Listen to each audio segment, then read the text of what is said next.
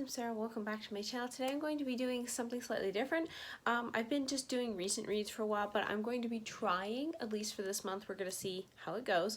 I'm going to try to just do monthly wrap-ups of what I read. We'll see how it goes. This could be an incredibly long video and I'll decide not to do this ever again. But anyways, I'm going to be trying this for January. So this is my January reading wrap-up. I know I have some books that I also read back in December that I never covered, so I'm gonna do a shorter video later of those books, so just to wrap those up. So those are not going to be included in this video. This is just everything I read in January. As always, if you want more thoughts on these books or content details and stuff like that, I will have my Goodreads reviews linked in the description for each and every one of these books, so you can check out further details there. So yeah, with that, let's just get right into it. The first two, I don't have a ton to say about.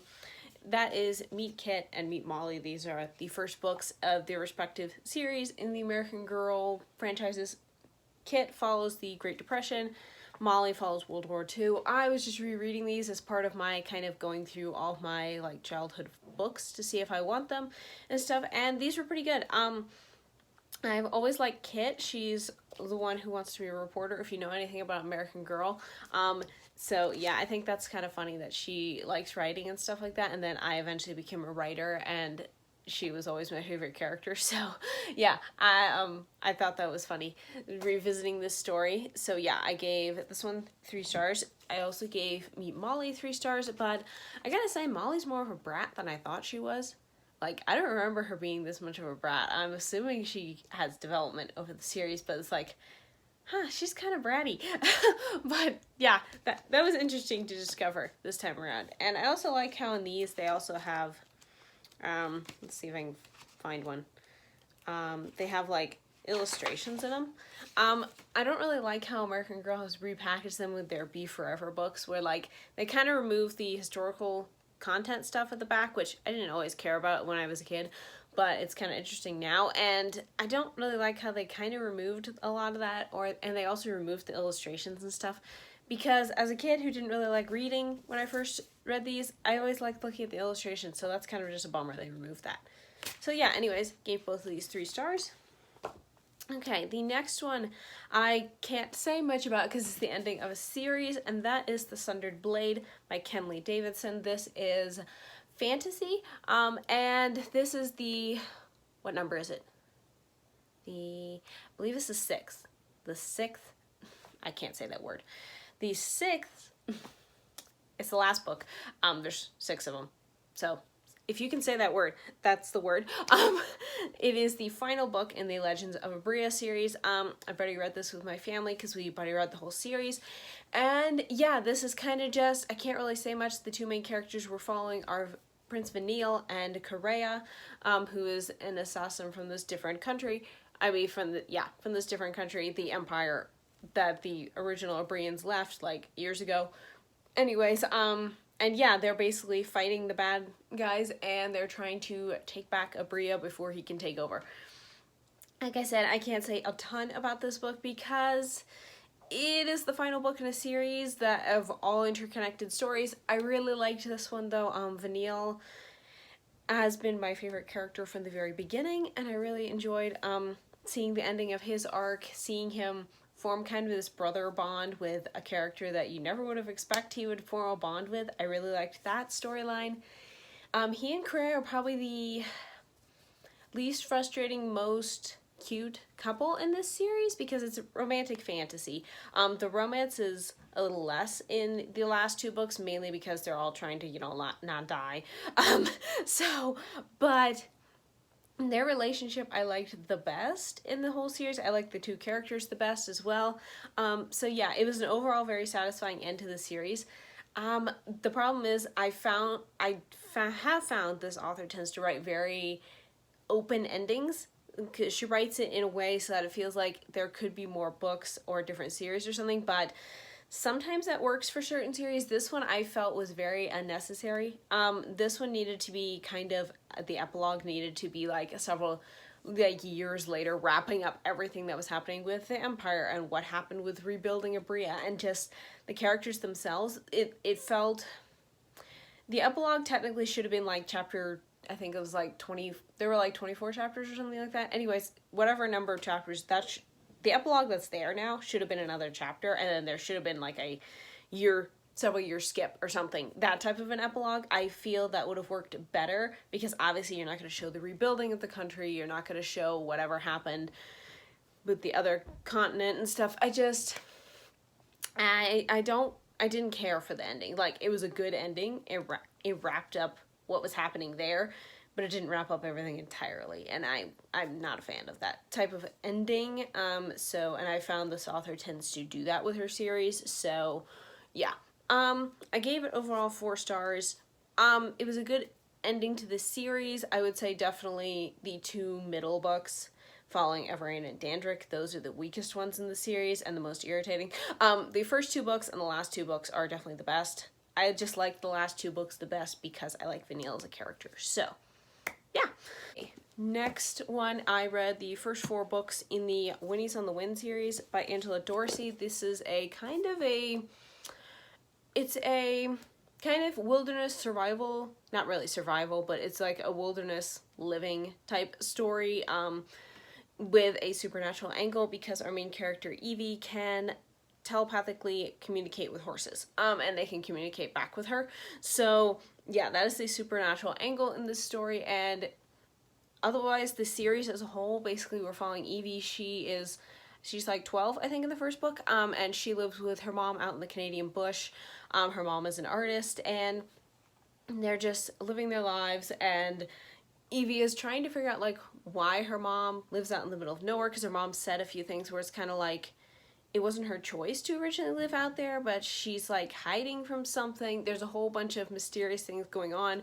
The first book, we follow Evie trying to, help a Mustang herd that lives nearby. There's been a cold snap where they are, and the Mustangs are not finding food very well, so she's been trying to help them. One of the Mustangs ends up getting injured by a wolf attack, and Evie takes her in to take care of her, but Twilight, as the Mustang is called, isn't really fond of humans. So yeah, this particular one was a reread. I read this when it first came out. At the time, I didn't really care much for it. I think it was because also before this one came out, the ending of this author's Horse Angel series had just come out, and I didn't like that book at all. So yeah, this one was, I think I was kind of just riding off of my disappointment of that one into this one. So yeah, so it's been a number of years since I read this book, and I really enjoyed it this time around, though. I really like the details of, like, how Evie and her mom live out in the Canadian bush and stuff without, like, you know, normal conveniences and things like that. So yeah, I really like this one. I gave it 4 stars. The second one is Spring of the Poacher's Moon, and in this one, Evie comes across a moose calf whose mother has been killed by these poachers out of season, and so she starts raising him, and then also, like, this like new Mustang wranglers around, and he starts getting suspicious as to why Twilight is hanging around Evie and stuff like that. So yeah, I really enjoyed this one too. There is a really sad part, though, because Evie does come across the moose calf standing over his dead mother, so that was a really sad part. So if you're really sensitive to, like, animal deaths and stuff like that, you don't actually see her get killed, but the poor little moose calf mourning her was bad enough. So there is a little bit of that in there, but yeah, it's not a huge part, because Evie just tries to get him away from the dead moose as fast as possible, but it is still very sad, so I just want to give a heads up for that. Overall, though, I really enjoyed this one too, and I gave this one 4 stars. And the second one is Summer of Wild Hearts, and there's a switch in editions, because these were published by a different publisher as the hardcover with illustrated editions. The author then got the rights back to republish them herself, and these are the covers she got, which I'm not thrilled with. These two particular books do have hardcover editions, but I haven't been able to find them in English. So yeah. Anyways, this one is Summer of Wild Hearts. This is book 3, and in this one, Evie's mom has finally decided to let Evie go with her friend Kestrel to the local rodeo in their area, and yeah, they find Evie comes across a mare there who's, like, being drugged and abused and stuff, and so she sets out to rescue her while at the rodeo, and I don't know, I didn't care much for this one, mainly because we were more, you know, not in the wilderness doing our regular just like fun horse stuff. We were kind of just doing a competitive thing, which is typical, quite typical for horse stories. If you don't know anything about horse books, they're pretty much mostly about like competing and stuff like that, which is why I don't think I latched onto a lot of them very well, even though I read hundreds of them. But anyways, yeah. So I don't know, I just didn't like this one as much. It felt very flat. So yeah, I gave only this one, I only gave 3 stars. Wow, I'm just stumbling all over my words today. And the last one I have read in that series, because there are 9 books in the series, I haven't continued since, is the 4th one, that is Autumn in Snake Canyon. In this one, Evie has discovered her mom's art agent is like stealing money from them. So she and her friend Kestrel and their horses, they try to set out to prove his dishonesty to her mom and hopefully like get their money back. And also Evie's moose calf has been causing issues because he's getting bigger now, and boy does he cause a lot of damage. Like I'm a farm girl, I live on a farm, so yeah, I've had like calves and baby goats, kids. Yeah, they can cause a lot of destruction. Nothing compared to a moose. Like, my goodness, does he cause a lot of issues. So yeah, I did really enjoy this one. It was very interesting the way the girls tried to get her mom's agent to confess. That was a very interesting way to do it. Like, it was kind of mean, but then it was also like, well, he kind of deserves it, so yeah. I did enjoy this one too, and I gave it 4 stars. So yeah, overall, I've been really enjoying this series. I got the ebook omnibus for the rest of the series because that was the cheapest way to get them. So yeah, hopefully I will be continuing with that series at some point. Okay, the next one I have to talk about is not going to take long. So, and that it was a DNF. That was Paws, Claws, and Magic Tales. This one, it's an anthology of short stories surrounding cats. I was reading this one for Chantel's Read Your Bookshelf Challenge. I ended up doing the L.M. Montgomery side just because of the book I ended up picking. Which was this one with a cat on the cover. Unfortunately, I DNF'd it, but I did try to read it. I did read a couple of the stories in there. I've read a anthology from this group last year, which was Fantastic Creatures. I talked about it in my least favorite books of 2023. This one, I just don't think I like their short story collections. I just don't connect with them. So I just decided, I read a couple of the stories that sounded the most interesting. And yeah, otherwise the rest of them were kind of just boring. The ones that I tried, and I was just bored, and I'm trying to be very good at DNFing books this year. So I was just like, okay, yeah, I'm just going to DNF it. So yeah, I did attempt to read it though, so I'm still counting it for the readathon or the reading challenge. So yeah. Okay. The next ones, I tried this series. Unfortunately, this series didn't work out for me either, but I will still talk about it, obviously. And that is, it's a light novel series. The series is called Sugar Apple Fairy Tale. And the very first book is The Silver Sugar Master and the Obsidian Fairy. Yeah, basically in this one, our main character is Anne. She wants to be a silver sugar master, which in like this fantasy kingdom is like high honor. They make like sculptures out of sugar candy. It's a very interesting concept. But yeah, because her mother was one, but her mother recently died, so Anne is setting out to become a silver sugar master, which is like the highest of the high candy artist craftsman like title you can get, as opposed, unless you're like working directly for the king. So yeah, she wants to get to that this year. However, she is like by herself. And the quickest way to get there is down this like really dangerous highway. So she goes and buys a warrior fairy named Chal, I believe is how you say his name. And in this world, fairies have been basically enslaved by humans. She doesn't want to buy a fairy, like she doesn't believe in slavery, but at the same time she's like, I need protection, so she goes and buys him. He is like the most surly grump ever. So they have an interesting relationship, and yeah, it's just her journey on from there.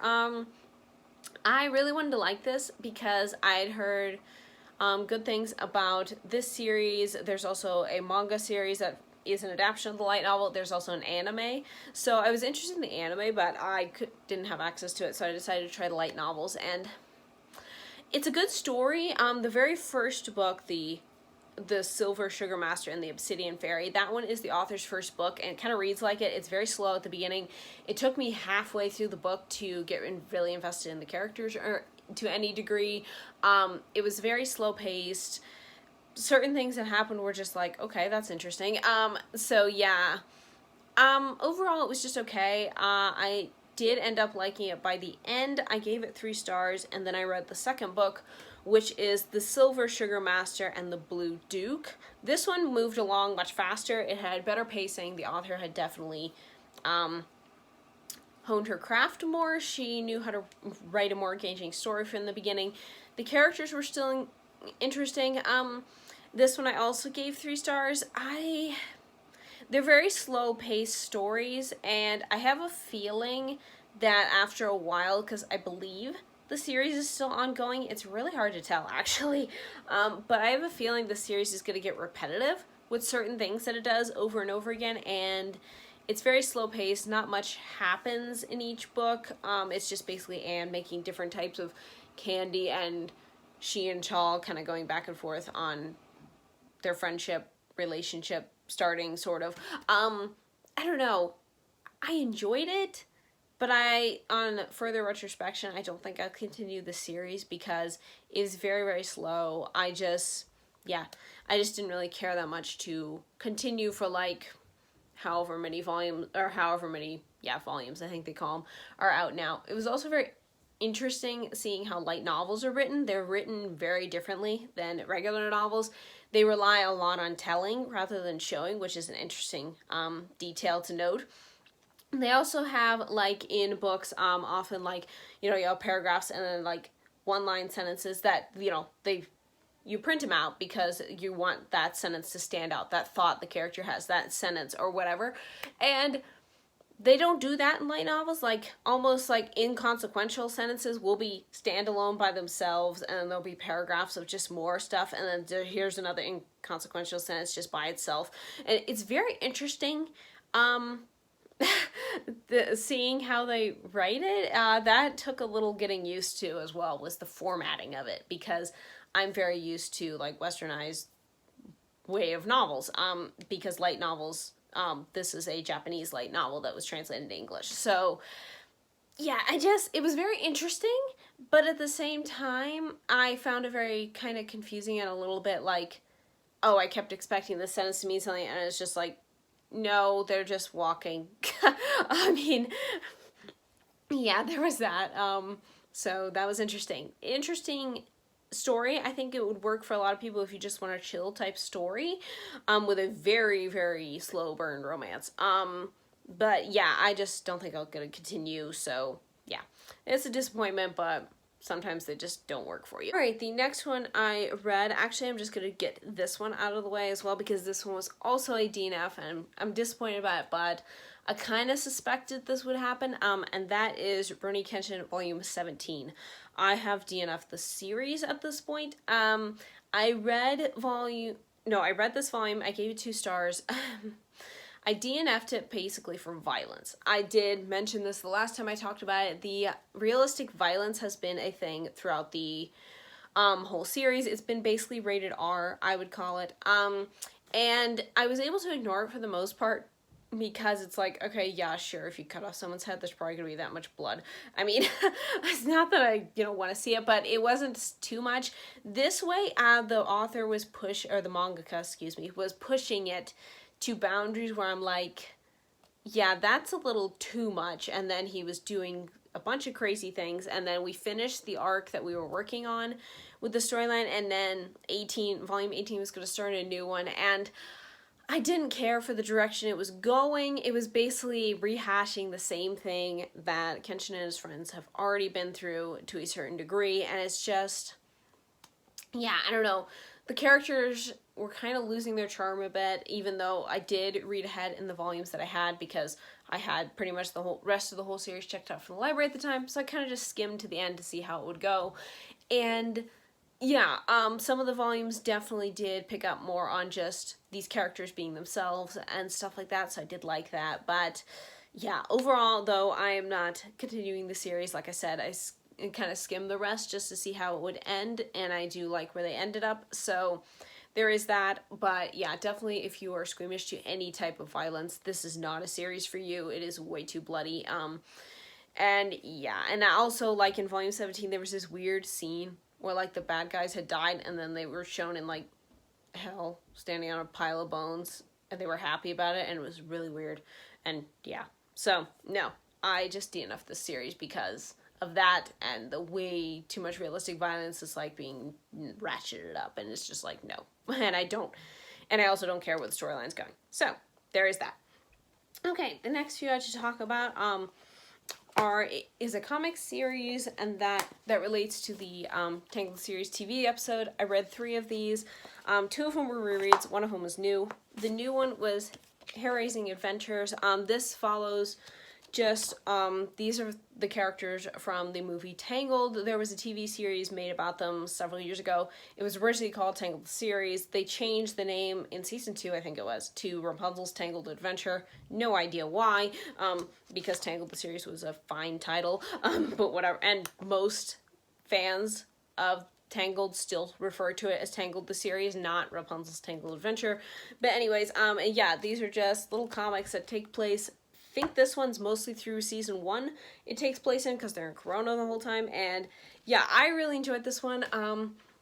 Yeah, there's just different little things, different storylines of following the gang, just doing different things around town and stuff. Really liked the, let's see, what was the favorite one? Save the Date was my favorite one of this one, because it was just Rapunzel and Eugene being themselves and just totally being chaos. Yeah, I really enjoyed this one. I gave this one 4 stars. Let's see. Then I reread Here and Now, which is also another one that's set mostly during season 1. There is one comic, I forget what it's called. It's Under the Big Top. This one's set during season 2 because their outfits have changed.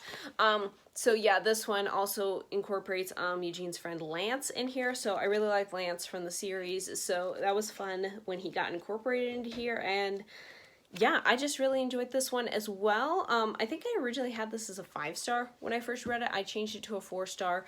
But yeah, I still really enjoyed this one. And I kind of wish some of the character dynamics had stayed during the series, like, actually, because Cassandra actually, like, communicates with Rapunzel at one point, which she doesn't do in the series, which is annoying. But yeah, so I kind of wish some of these things had been put in the series, and like Under the Big Top would have been a much better episode than Freebird. Which, if you've watched the series, you probably know what I'm talking about. If you haven't watched the series, Freebird is an episode in season 2 where everyone drinks tea and gets turned into birds for absolutely no reason whatsoever. And that episode had nothing to do with the rest of the series. And pretty much anybody I've seen talking about the series, everyone is confused why that episode exists. So, yeah. But if they had put Under the Big Top as that one, I think that would have worked a lot better. So yeah, really enjoyed this one. And the last one I read, which is technically like the first one in this series, is Adventurous Calling. This one I gave 3 stars, mainly because most of them I didn't really care for. The very first one is just a rehash of the pilot movie, Tangled Before Ever After. So, and it like boils it down to like the bare minimum of what this story is about, so props to whoever adapted it to boiling it down that much. But at the same time, it really didn't give a lot of context for what was going on, so it was kind of like, okay, it just didn't really work the same. Yeah, most of the other stories were just okay.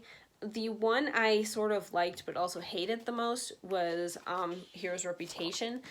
Mainly because I go into more detail on this on my review. Let's see if I can remember all of it. But it had a good storyline because it was mostly focusing on Eugene having kind of like an insecurities about like where his place is now and stuff in Corona and with other people and stuff, which is a totally fine thing and totally fits his character arc throughout the series, because he is definitely just like trying to adjust as much as Rapunzel is to his new life. So, but his is more different. She's obviously adjusting to the fact that she's a princess and she still wants to explore the world and stuff. He's adjusting more to the fact that he's not the same person he used to be. He's not a rogue thief anymore. He's a well, boyfriend of the princess. Basically, he's all, but also like, what is he beyond that? And it's definitely, he has a very interesting arc throughout the whole series. This would have tied great into that. And in that way, that part did fit his character. It did make sense, and I did like that part. The problem is, it was revolving around, he was feeling that way with Rapunzel, which isn't actually canonically correct. The Rapunzel was the one person he always felt comfortable with, no matter what. He was always the one he would talk to. She was always the one he would talk to. I don't think that came out right. But yeah, just with these characters, that doesn't, so in that sense, it did not make sense, this story. It was kind of like, this doesn't make sense. Rapunzel would never have gotten mad at him for this type of thing happening. He never would have been embarrassed by her helping him. He would have just been like, oh yeah, you know, my great girlfriend is saving me again. I mean, he was constantly doing that. Because she is the one person he always felt comfortable with. If they had changed the story to be around more like he was feeling this way and wanted to prove himself to, say, the king or Cassandra or somebody else, that would have made a ton more sense. But since that didn't happen, the story fell very, very flat. It did not feel like the characters. So yeah, that's why it's like my most liked story in this volume, but also my hated one, because it's like, it has elements that's a good thing, but it also has elements that are not these characters. So yeah, that was a disappointment, but yeah. So overall, gave this one 3 stars. And while we're on a Tangled thread, I'm just going to talk about this one as well, and that is Tangled. This is a manga adaptation of the movie. Yeah, it's basically just the movie in a manga format, and I really liked this. I gave it 4 stars. This is the best adaptation of the movie I have ever read. Like, I have the junior novelization stuff, which doesn't really do the story justice.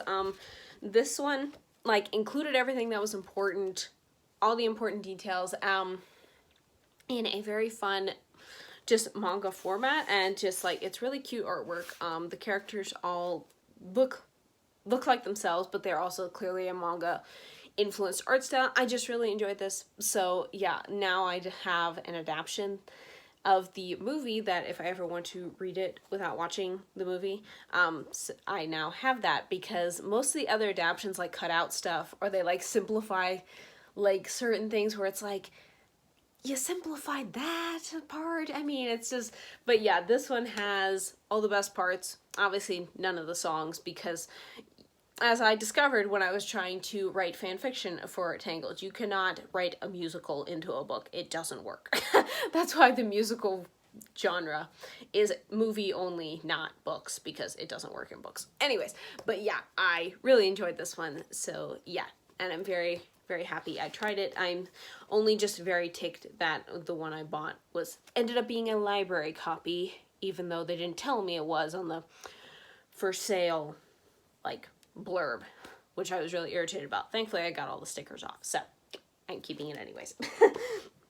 But that's just more of a rant about how they lied to me, basically. Anyways, okay, the next book I read was a reread. I was very nervous about this reread, because I don't know how much I've talked about it on this channel, but I have a love-hate relationship with Melanie Dickerson's books. I used to really, really love them. And then it got to a point where her stories felt very flat, very repetitive. They didn't have the impact they used to, and I decided I just don't like them anymore. She kind of started feeling like she was writing into a rut. I've had other people saying the same thing, so apparently I'm not the only one who's noticed this. But anyways, this was probably, in my opinion, her last book that was really, really good. And that is Golden Braid, by Melanie Dickerson. This is like book 6. Yes, 6. I always keep thinking it's book 7 in the Hogenheim series. It's not. It's book 6, but whatever. Anyways, this is book 6 in the series. This is a Rapunzel retelling, and yeah, in this one we follow Rapunzel. She is basically always just moving around with her mother. They keep jumping from town to town, village to place. She's never felt like she belongs anywhere. And the two most things she wants to do in her life, she wants to learn to read and eventually to marry, but she's afraid her mother will never let her do anything.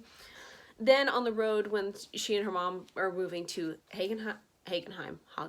I actually don't know how you say that. I don't speak German. So, yeah, I don't know if that's incorrect or not. They come across Sir Garrick on the road. He helps them with some bandits that try to steal from them. Unfortunately, then he gets injured in the process. So then Rapunzel tries to help him, and through a series of circumstances, he ends up being the one teaching her to read without her mother's knowledge. And it's just kind of their friendship, their relationship, Rapunzel just realizing who she is, ultimately, and just like who she wants to be. And yeah, it's just their journey and their love story, and I really like this. I loved this the first time I read this book, because I'm pretty sure I read it when it first came out. I really love it. Rapunzel retellings are my favorite, because Rapunzel's my favorite fairy tale, and yeah, I still love this book. Yeah, which I was very happy about, because I didn't really want to hate this book, but, you know, it's like, okay, I don't really like Melanie Dickinson's writing. Some of her other books, like the one after this one, The Silent Songbird, ended up unhauling because it didn't work for me anymore, but, so I was afraid this one would be the same, but no, this one still stayed the same. It felt very, relaxing to come back here, very much like I was coming back to an old friend, and yeah, I really enjoyed this. And I re-gave it 5 stars. Yes, this book. I have no idea how to talk about this book, so let's see how it goes. The Outsiders by S.E. Hinton. This is a, like, young adult. At the time, it was probably contemporary. Now it's historical. So that's an interesting thing. This is kind of like a young adult classic. We follow Pony Boy. Very interesting name. That is his real name. And he lives with his brothers, and they're part of a gang, and I really don't know how to describe this book. I can now see why absolutely nobody knows, like on YouTube or anything, knows how to describe this book, because it's next to impossible. I don't know how you describe this book. It is both about a gang, it's about friendship, but it's also kind of, it's about life, but it's none of those things as well. It's just like, it's a very good book. It's a very hard book to read sometimes. The first chapter, I will say, is incredibly boring. So give it at least to the second chapter, because pretty much the first chapter is a bunch of like Pony Boy gets jumped by this opposite gang in the very first chapter. And then his gang members come and save him. And it's pretty much then just a bunch of descriptions about each of the boys, which was a very interesting first chapter. I don't think that would fly nowadays if you were trying to publish this book. But yeah, the second chapter gets more interesting. So if you're trying this book and you're like, the first chapter's not engaging me, try the second one at least, because it does get better. But yeah, I enjoyed this book more than I thought I would. I picked this up because it's one of my friend's favorite books, so I found it at a thrift store and I wanted to try it. Then Chantel was talking about how she really enjoyed it and her daughter really enjoyed it, so I was just kind of like, okay, I will try it. I picked it up. Yeah, I did enjoy it. I just have no idea how to talk about it. I gave it 4 stars. Yeah, it's definitely one I would recommend if you're looking for like a shorter, like classic that feels like a modern tale. This one would definitely fill the bill. But yeah, I enjoyed it, but I have no clue what to say about it. The next 2, I'm just gonna do these 2 because they're very short and I don't have a ton to say about them. I read 2 short stories by Leah Doe. I don't know if that's how you say the author's last name. I apologize. The first one was Sweet Basil. This is just a short little fantasy story about this girl who basically she was like cursed with this power to like heal people and stuff, but it's like a living dragon that's a tattoo on her. Very interesting concept. And she and her friend just go around and help people, and yeah, it was a very good story. I really liked it. This author wrote a book in the Villains Ever After series, which is Hansel and the Gingerbread Queen, which is one of my favorites in that series. So yeah, I wanted to read more by her. I read this short story, really liked it, gave it 4 stars. And the second one I read was Snapdragon. This was a reread. This was part of the Fantastic Creatures anthology that I talked about last year and earlier. But yeah, this was one of the only stories I really loved out of that one. That one it is a Frog Prince retelling, but instead of the Prince character being a frog, he is a teeny tiny dragon, and he is adorable. This little teeny tiny dragon, he's adorable. But yeah, and he befriends this girl who has like thorns all over her body because her mother was a sorceress and she like did experiments on her and her sister. Very messed up. But yeah, and they become friends and it's their story and I really liked it. Again, I gave it 4 stars again, and yeah, I'm really happy I have it as a separate ebook, so I didn't have to keep the anthology ebook in order just to read it again. The next book I read, this book will release actually in March. I got an ARC for it, so thank you very much to the author for the e-ARC of this copy. I believe the release date of this book is March 7th. If it is incorrect, I will put the correct date down here. But yeah, and that is, oh, I should have looked up how to say this word, because I don't know. This could be incorrect. It's Alipharis. Beautiful cover, by the way. This is by Alyssa J. Zavadlianos. This is a collection of short stories and poetry that all surround birds of some variety in some way. There's everything from like fantasy to contemporary stories. There's a Regency historical story, which I actually liked.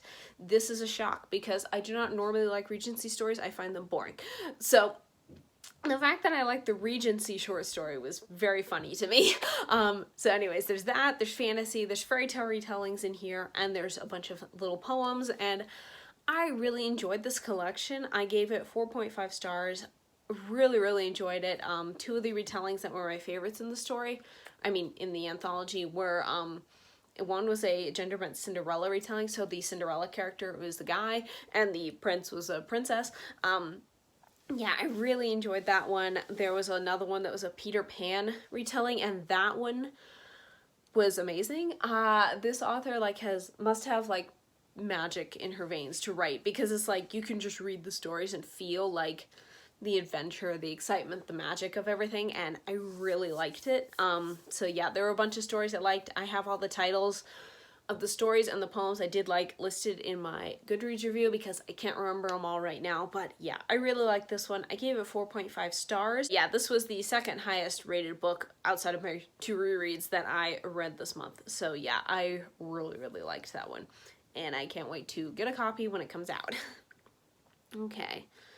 Get a physical copy. I'm pretty sure that's obvious, but whatever. Okay, and the next one I have here is another reread. I wasn't actually even planning on rereading this book this year, but it just happened. And that is Chasing Jupiter by Rachel Coker? I'm not sure. This is a young adult Christian historical. It's set in the 70s, I think. No, the 60s. 1960s. Yeah, I really enjoyed this. I've loved this book ever since I first read it. We follow Scarlett. She is just living her life as a 16-year-old girl. She takes care of her brother Cliff, who is, I'm pretty sure he's autistic. I'm actually not sure. It's never confirmed. Loves her little brother, and they are like best friends. They hang out together, and he wants to build a rocket to Jupiter. She bakes peach pies to help raise money to make this rocket for Cliff and their neighbor, who becomes their friend Frank. He his father owns a peach farm, so he donates the peaches. And yeah, it's just their friendship, their story over the summer, what happens, and Scarlett's kind of discovering of herself and the Lord and stuff like that through the summer, and what happens afterwards. And it's just, this is an amazing book. It's not a book I would normally pick up because, especially nowadays, but I picked this up originally years ago when I was first getting into young adult fiction. I didn't know what to pick at first, so I was going off of publishers because I didn't want to get into anything weird when I was first starting out, so I picked Christian publishers. So I saw this one was Zondervan at my library, so I picked this one up. Ironically, also the other book I picked up along with this one was Warrior by Brian Davis, which is the second book of the Dragons of Starlight series.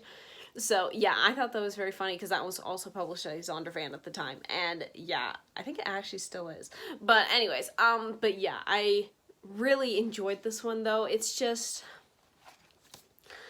basically just, I don't know what it is. It's just the way she wrote it, the way the characters latched on. I still cry at a certain point when she's, when Scarlet is learning about God's peace and stuff like that. The story is very simple, but it's very amazing. It's also very heartbreaking at a certain point, and I've always loved this book, and I've remembered it fondly. I've read it, reread it a bunch of times. Yeah, I definitely would recommend it. Even if you're not into historical that much, I would still recommend it. Yeah, it's very powerful. I really, really like this one, and still am glad I enjoyed it, so I re-gave it 5 stars. So what I want to talk about is an ebook that I had on my five specific ebooks I wanted to read this year, and that is Stolen Midsummer Bride by Tara Grace. This was originally part of the Stolen Brides of the Fae series, which was a multi-author series. They have since broken apart their books from that series, and she now has it as the prequel first book to her Court of Midsummer Mayhem series. And yeah, in this one we follow 2 characters. We follow Basil. He is a Fae librarian at the Great Library, which is like this sentient library, which is the coolest place ever. And he's a librarian there, but he keeps running into some issues with like the Fae looking down on him, other Fae looking down on him and stuff. So he decides, with the advice of his talking pony companion buddy, to go snatch himself a human bride. Which is kind of like, well, that's an interesting advice, but okay, they're Fae, and he's a talking pony, so, you know, what other advice? So he does that, and he goes out, and he finds Meg, who is a farm girl who's very desperate. She and her family are going to be sold into basically slavery if they don't pay off their debts. So her rocket science plan is to get herself nabbed by a Fae, like this Fae warrior with like lots of money, and she hopes that, you know, she can get money from him to send back to her siblings so they can pay their debt and still live on the farm. She's just sacrificing herself to be married to a Fae. Instead of a Fae warrior, she gets Basil, who is a librarian, and he's, well, I mean, he does club monsters on the head, so I guess he's kind of a warrior, but I don't think he's the warrior she was looking for. Anyways, so she allows herself to be snatched, and they get married. But the problem is, you know, Basil's very much into books, but Meg has no reason for books. She doesn't even know how to read.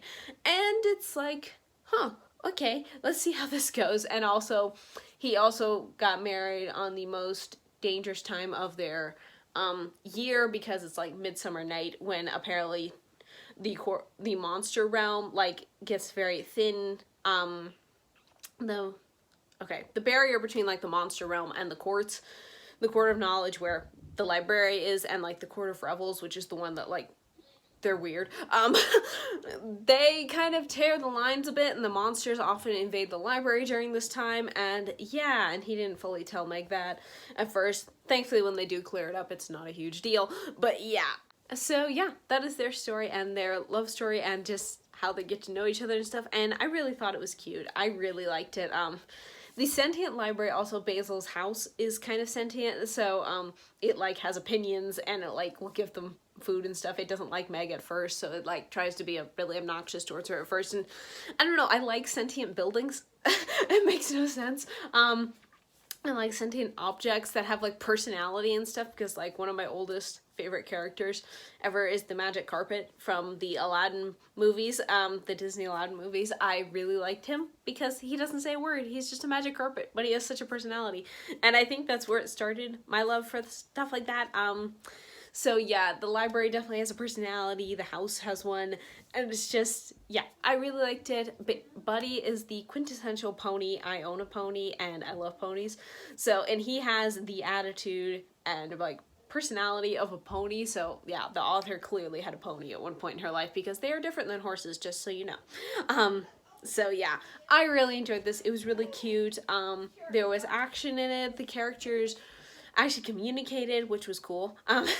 So, you know, sometimes in these romantic relationships, it's like, great, they're not communicating again. I mean, it's a novella, so you have a shorter amount of time to get people to communicate. So, but yeah, I really, really enjoyed this one. Yeah, and I gave it 4 stars. Okay, the last two I have to talk about are nonfiction, so it shouldn't take too long. And the first one is Back to Him by Michaela Bush. This one you probably heard me talk about if you watched my favorite books of 2023 video.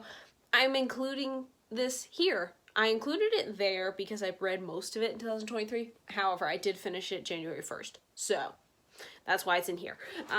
So yeah, I really like this. The tagline is a 30-day devotional on giving up old hurts and relying on God. I really enjoyed this. This really helped kind of reveal some things I still need to work on. This is just going through step by step of just like how to heal from all kinds of like trauma and just like different hurts in your life. I mean, like whether you've been through something traumatic or not, I think this would be very helpful in helping people heal from anything like grief, mental, emotional, physical abusing, stuff like that. Anything like that, I would say would help anybody who is hurting in some way, shape, or form, which, you know, we all hurt in some way, shape, or form. So yeah, I really like she starts with like verses, and then when she says, and then she has like additional reading in the Bible, a question to go over, and then like a starter prayer. So she encourages you to delve deeper into your Bible as well. Sometimes I did for some of the days, sometimes I didn't have time, so I didn't for other days, but yeah, the ones where it felt more applicable for me to look them up, I did, and yeah, it was very insightful, very eye-opening. Yeah, I really, really enjoyed this, and I gave it 5 stars. And the last book I have to talk about is a writing craft book, and that's Punctuation 101 by Jill Williamson. I am terrible at punctuation and grammar and all that type of stuff, so this is a fiction writer's guide to getting it right. So yeah, she just goes through the basic punctuations of like commas, semicolons, exclamation points, question marks, ellipses, everything, and she breaks it down in a way that you can understand it. Since I'm quite terrible at this stuff, I decided to get it for my self-editing and stuff like that, so I can hopefully get most of it done and happy and good before I ever give it to an editor, because I'm quite terrible at it. And I also wanted it specifically for fiction, as opposed to like maybe the Chicago Manual style or something that we might talk more about nonfiction. So yeah, this was really helpful, and I will definitely be referencing this when I get to that point, or just in any type of thing. And I like how she breaks them up depending on what it is. So like, you're not gonna have to look through commas in everything. It just goes through every single grammar thing separately. So yeah, I thought that was very helpful. So yeah, very helpful book. I gave it 4 stars. And yeah, that is it. Those are all the books I read in January. That's quite a few books. But yeah, I think my reading year is off to a good start. I had a few duds, obviously, or just ones, not really duds necessarily, just ones that didn't work for me, whether I DNF'd them or whether I just realized I'm just not going to continue the series or what have you. But yeah, I really enjoyed pretty much most of these books. So yeah, it's off to a good start. I hope you guys enjoyed this video. I hope you guys enjoyed the way I'm doing my recent reads reading wrap-ups now. Yeah, we'll try it for this year month by month, and we'll see how it goes. But yeah, so far, by the time I edit this thing, it should hopefully not be too long. So yeah, we'll see how it goes. Until then, thank you so much for watching, you guys. I hope you enjoyed, and I will see you next time. Bye!